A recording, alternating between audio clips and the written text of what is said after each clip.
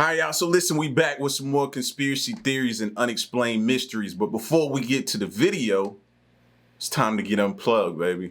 All right? I need y'all to help me unplug some more people out of the Matrix. And you do that by smashing the like button and putting hashtag unplugged in the comment section below. All right? That's it. And if you're new, come on, you know what to do. Go ahead and hit that subscribe button and join the fam. And then join us. Let's check out what's going on. Michio Kaku, probably the most famous physicist in the United States, has just issued a disturbing warning. Colossal Yellowstone is in danger of destroying the entire United States. Even more frightening, there is absolutely nothing we can do about it. So is America about to sink into an apocalypse of ash and lava? And what would such a catastrophe mean for the rest of the world? Good question. After all, one thing is indisputable.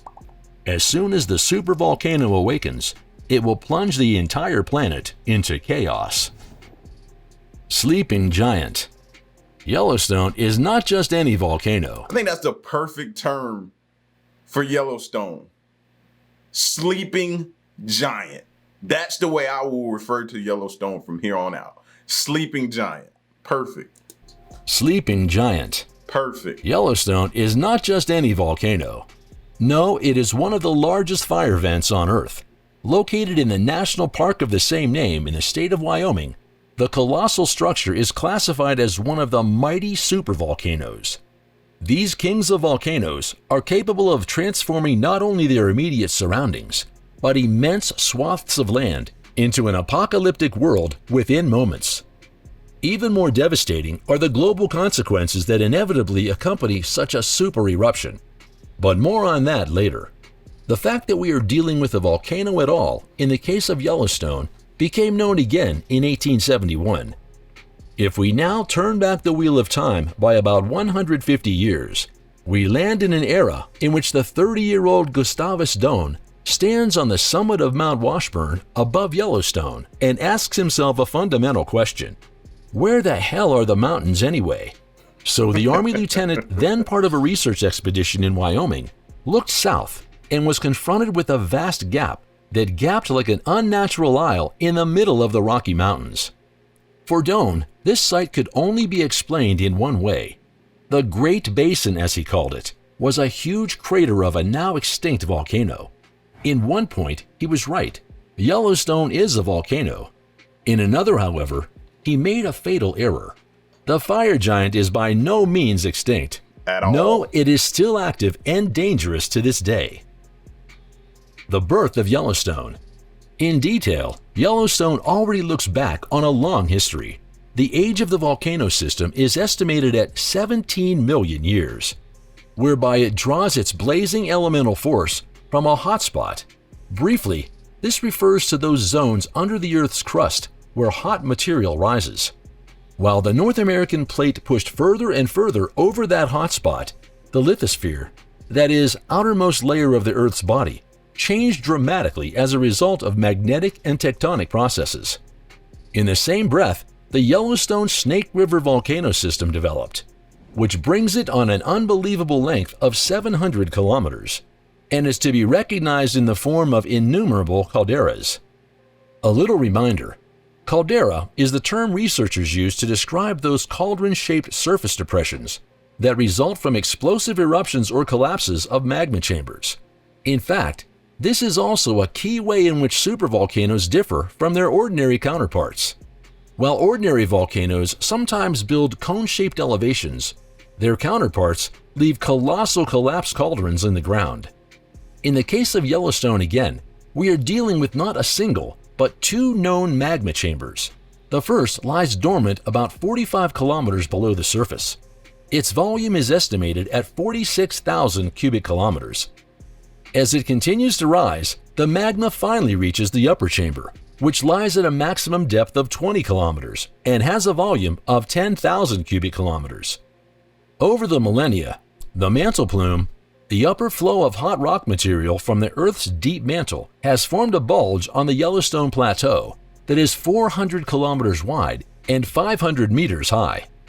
Now that we've taken a look at the history of the volcano's formation, let's turn our attention to another, no less exciting topic. What do we actually know about the eruption history of such supervolcanoes? And what would happen if Yellowstone came to life again? Blazing inferno. The difference between volcanoes and supervolcanoes in a nutshell. Volcanic eruptions destroy animals and plants within a radius of several kilometers. Supervolcanoes, on the other hand, can wipe out an entire species because their eruptions can change the global climate. However, So yeah, we classify Yellowstone as a super volcano. It has the ability to wipe us out. the term supervolcano comes with a small catch. There is no single definition that determines when a volcanic structure qualifies as such. Most authorities grant super That's not status good. when a volcano spews over 1,000 cubic kilometers of ash and rock in an eruption. Or in other words, when an eruption reaches a score of 8 on the so-called volcanic explosivity index. Other geological institutions, however, are already satisfied with an intensity of 7. And Why don't we just classify them all as super volcanoes then? I'd rather be safe than sorry. No. although in the course of history of mankind, so far no supervolcano eruption was to be documented directly, it is possible for researchers to reconstruct the course of such spectacles in detail. When it comes to the question of the most severe supereruption of the last 2 million years, there is no way around Toba in Sumatra. What is known as Lake Toba, 87 kilometers long and 27 kilometers wide, can be traced back to a violent event that took place around 74,000 years ago. According to estimates, 2,800 cubic kilometers of volcanic material were hurled 80 kilometers into the air at the time. From then on, the material was dispersed throughout the Earth's atmosphere, including 4.4 gigatons of sulfur. The sulfuric acid mist that formed as a result blocked large parts of the incident sunlight, with the result that the global climate cooled dramatically. Against this background, some experts believed that the Toba eruption also caused the coolest phase of the so-called worm ice age. Past and future. From the research of the Yellowstone, it became clear that also this one again and again attracted attention with volcanic activities. The already mentioned chain of calderas once left out is valid in the meantime, as secured that in the course of time a series of dramatic supereruptions occurred. The first two took place 8.99 and 8.72 million years ago, and were accompanied by ejection volumes of 1,700 and 2,800 cubic kilometers. However, 3 other supereruptions also occurred in the Earth's comparatively recent history. While the last one occurred 640,000 years ago, the eruption of 2.1 million years ago may have marked the most extreme. For example, the so-called Huckleberry Ridge eruption created a collapsed cauldron 80 kilometers by 50 kilometers in size. In the same breath, the fire giant spewed out 2,500 cubic kilometers of material. The eruptions that followed were evidence of the supervolcano's unabated activity, but they were nowhere near as drastic as their predecessors. The last eruption so far is dated to the time around the year 1330 before Christ. However, it was only a local steam explosion. Does this mean that Yellowstone is calmed down and we don't need to fear another supereruption? No. Well, who hopes this? No. I fear one. In every other video we've looked at, they seem to think it's due. And I seem to think it's due as well. You know what I mean? Especially that gap of time from the last time it's done it. Yeah, I think it's due. And we don't need to fear another supereruption. Well, who hopes this a subject to a fatal fallacy? Thus, the little rosy prognosis of the experts say that the Yellowstone will erupt one day, and that it is actually already long overdue.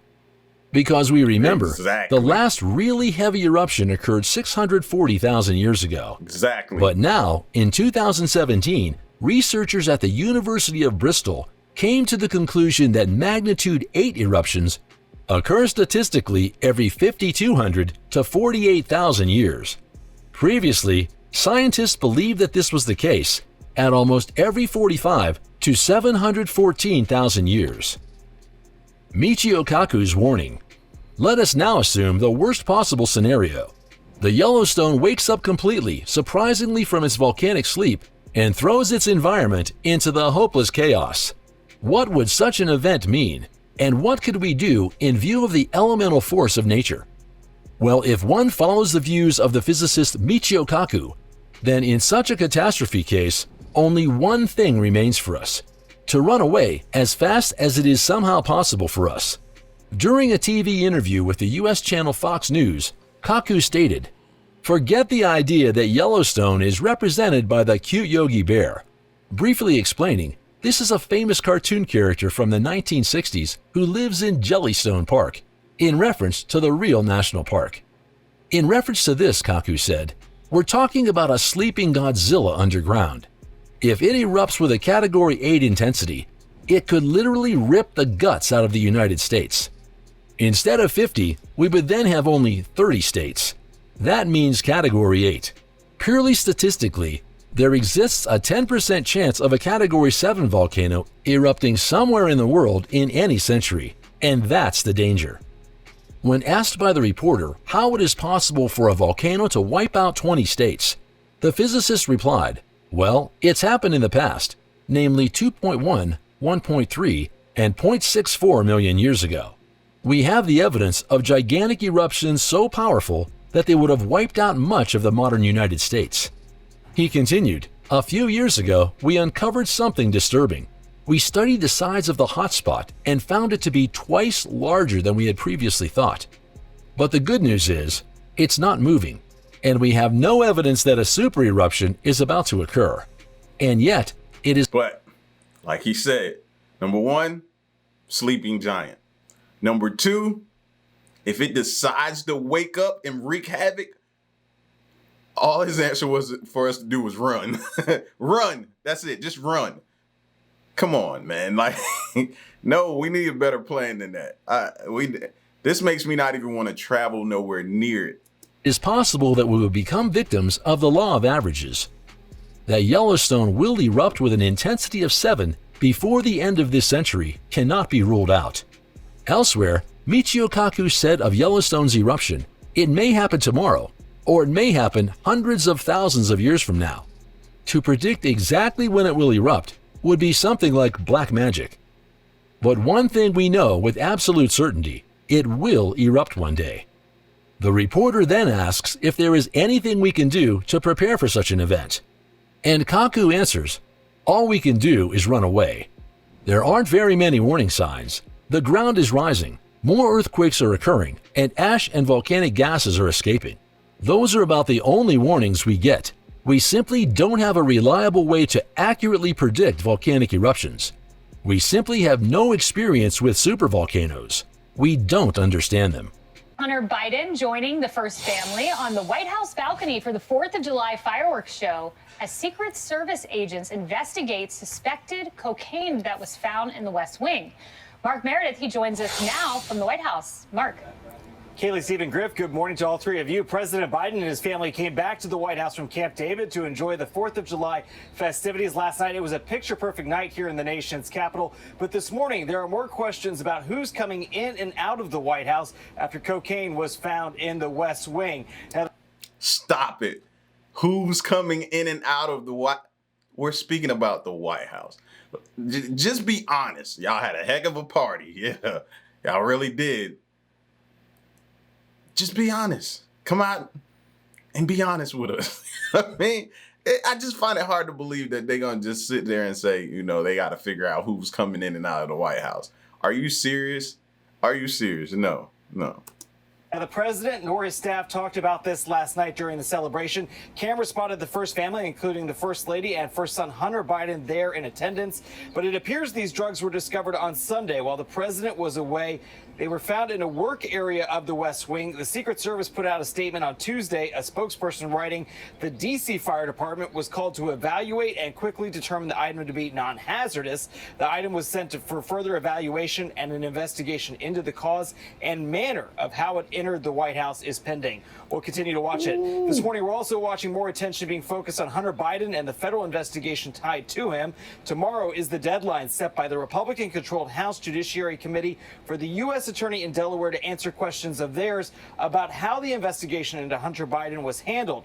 The questions come after two whistleblowers came forward to claim that the investigation was not handled properly. The U.S. Attorney out in Delaware has denied any wrongdoing. He's also rejected these whistleblowers' claims, saying he had... I know all the theories and conspiracy theories is pointed at Hunter Biden right now. I know they are. The ultimate authority in this case, but there's still going to be a lot of back and forth between the Justice Department and House Republicans about what was going on behind the scenes. And later this month, guys, Hunter Biden's going to be in court to formally accept that plea agreement, which means he won't be spending any time in jail for those tax fraud charges. That's right. Steve, Griffin, Kaylee, back to you guys. Close enough. You know, Sorry, guys. Mark, the folks don't understand, Griff and Kaylee and I understand, for you to be standing on the north lawn of the White House, you had to go through the Northwest Gate. And they've got all sorts of detectors there. Exactly. And so it is extraordinary that somehow cocaine wound up in the White House, in the West Wing, apparently. And I don't know if you know the answer to this or not, but in the history of the White House, has cocaine ever been discovered before by the Secret Service and made public? That's a great question, Steve. I don't know of any past incidents of cocaine being found. Obviously, it would be not a huge surprise to imagine that over the years, all sorts of things have come in and out of these gates. But you're right, when it comes to the people that have to go through security, usually it's a metal detector screening, and they'll screen, and Kaylee would know this better, obviously you worked here. I mean, you would go through a screening in the traditional sense. You have to, take out your keys, your cell phone, stuff like that. But then they kind of go through, look for any of those hazardous materials. But in terms of whether or not it's in a bag or ever how it may have been transported, a pill bottle, I don't necessarily know if that would have triggered any alarms. And Kaylee, maybe you can speak to this. I mean, staff doesn't have to go through the same screening that we do as press when we come through the gates. So if you have more regular access, I would imagine you don't have to go through those same screening procedures, right? Mark, thank you. I will say, as a West Wing staffer, you do go through a metal detector. You put your bag right there through a metal detector as well. They look, they x-ray, they see what's in the bag. It's extraordinary to think that this could have gotten into the West Wing, Steve, into a public place. Apparently, this is a place where tour guides can go through. We don't know exactly where it was in the West Wing, but having been there, worked there, it's a small place. Did a tourist bring it in? If so, that's troubling for national security, for the security of the president. Y'all believe tourists brought this in? Or the staff members? You know what I mean? Not saying it can't happen. What's the odds? What's the odds? Like, I feel like they're trying to protect someone. Who are they trying to protect? Interesting. It's my conspiracy right now theory. They're protecting someone. Like, I'd like to speak to or see an interview with the Secret Service member who found it. He probably wish he never found it or didn't come to work that day. Because you can imagine the pressure that he's receiving, or he was receiving, not to turn that in, because who it could possibly point back to. Interesting. Place. Did a tourist bring it in? If so, that's troubling for national security, for the security of the president of the United States. Was it a staffer?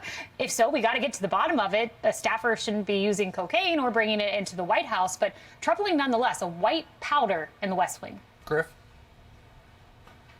Yeah, and I'm actually going to be on White House duty for the early shift on Friday, so I'll report back to the show here and let you know if the security measures are increasing. Clearly, something got missed somewhere, and you can bet they're doing a lot of Monday morning quarterbacking, trying to figure out how a breach like this occurred at what should be the most secure building on planet Earth.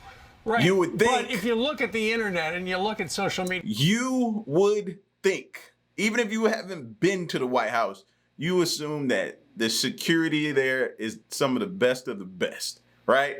So something like that shouldn't just happen. Not saying it can't, but it just shouldn't happen. So excuse me for not buying tourists and other things Building like on that. planet Earth. right. But if you look at the internet and you look at social media, there are all sorts of memes and there are all sorts of rumors. Let's see who has access to the White House, who kind of looks like he's living at the White House. Oh yeah, Hunter Biden. There's nothing to see. that's just going on the internet. But you know that because I'm sure everybody has sent that stuff to you. Now, Hunter's been in the news a lot because it was revealed just in the last week or 10 days that he is going to cop a plea, essentially. He's going to plead guilty to a couple of tax charges, and also there's that gun charge that is going to go away if he can keep clean for like 2 years. That's one of the provisions of it.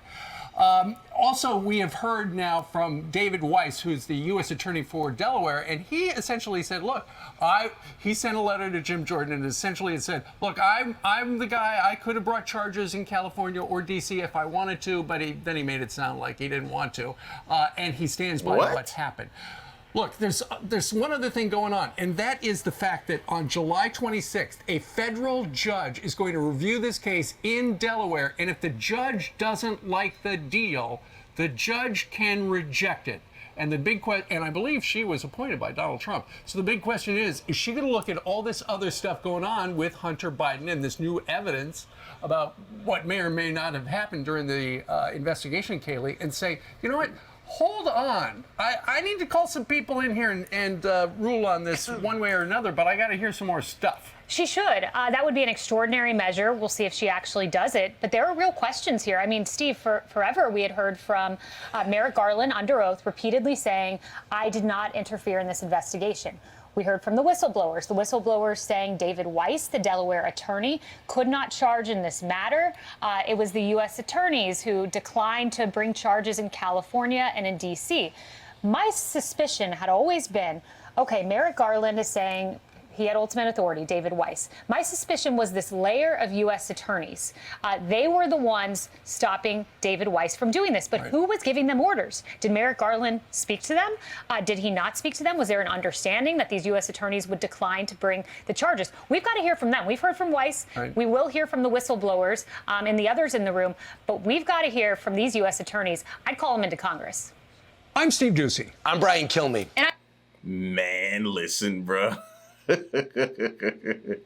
Oh man, y'all, hey, I don't need to say it. Y'all put y'all theories and suspicions down in the comment section. I must just see if we all on the same page of our thinking and thought process of how did this substance find its way into the West Wing. Somebody help me out. Y'all know what I'm thinking, but let's see what y'all thinking. I'm interested to see. Y'all get at me in the comment section, man. Let me know what you think. And stick around and stay tuned. Till next one, I'm gone. Peace.